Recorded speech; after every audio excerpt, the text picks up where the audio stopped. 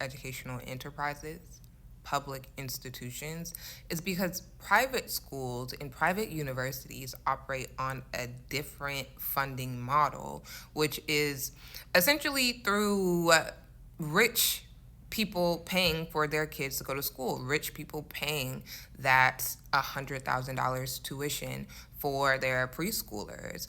And so they have the funding solely based off of people paying their bill and also with huge endowments. What an endowment is essentially, hey, I am alumni of the school, or my child is an alumni of the school, or I have some type of ties to this private institution. Here is $1 million.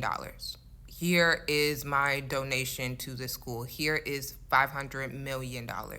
We see this a lot with the Ivy Leagues, where they receive these billions of dollars in endowments every year. That same rule applies to private schools that operate on a tuition-based or an endowment-based model.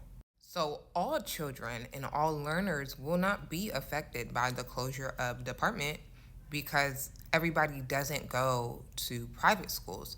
Private schools are for the privileged, the financially privileged groups of the world, essentially. There's a reason why people send their 13-year-old to the boarding school in Switzerland that is the best ranked in the world. There is a reason that in HISD, only 3% of their student population is white, because that also calls into question, where are the students going? And when you look at the private school models, they're there. Also, private schools receive corporate funding because maybe their parents are a C-suite executive, and through the lens of corporate philanthropy, schools also receive funding that way.